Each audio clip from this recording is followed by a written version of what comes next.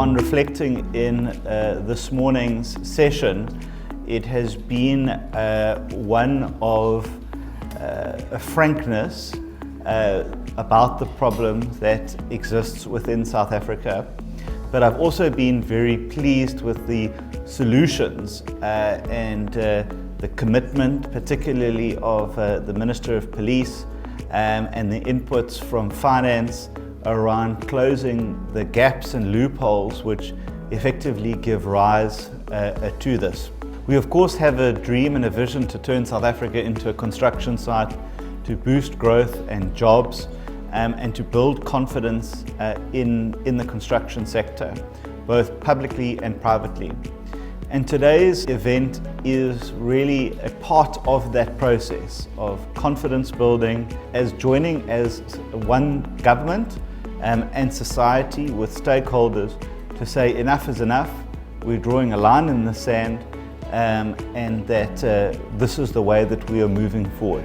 I think we've also benefited from the insights of having MECs from across the country here in public works and infrastructure, who are also able to share their experiences, their challenges and successes. And we heard very eloquently from the MEC in the Eastern Cape around how they have worked hard through social facilitation to bring communities on board to effectively protect and own their infrastructure. And there's a lot that we can learn from that. What you're seeing today is a unified front within national government in conjunction with the provinces and local government to say that these are our construction sites, they belong to the people of South Africa, and nobody or no organisation will stop progress in our country going forward.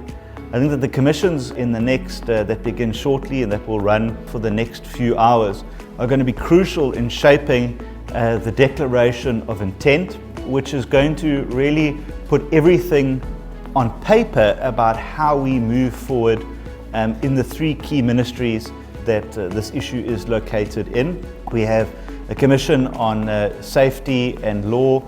We have a commission on policy and legislation. We have one on social facilitation, and then we have another one on community participation. So we've also sought to bring in the various levels of government. I know the Deputy Minister of Police, Mr.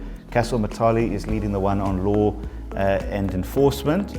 And we then have industry experts that are also making presentation and making their positions known to us. And then what we'll do is then we'll be able to bring those strands from those four commissions into a final document, which we hope we will be able to reach a consensus on and be able to receive messages of support from the various constituents in the construction industry before presenting that to the people of South Africa. There is a marked turnaround in the way in which these issues are being dealt with since you've come to office.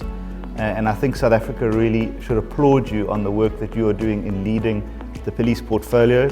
You have very capable and apt generals that are leading the provinces, and there is a lot more confidence that as a country we can fight back on this, and I think that is down to your leadership. So I really want to publicly commend yourself, sir, and also to the Treasury that they are listening to our concerns around procurement, and they are listening to our concerns around the gateway for mafia. But I must also add, and I must be frank about this, that it is often difficult to say these things, that the mafia doesn't just exist in the construction field.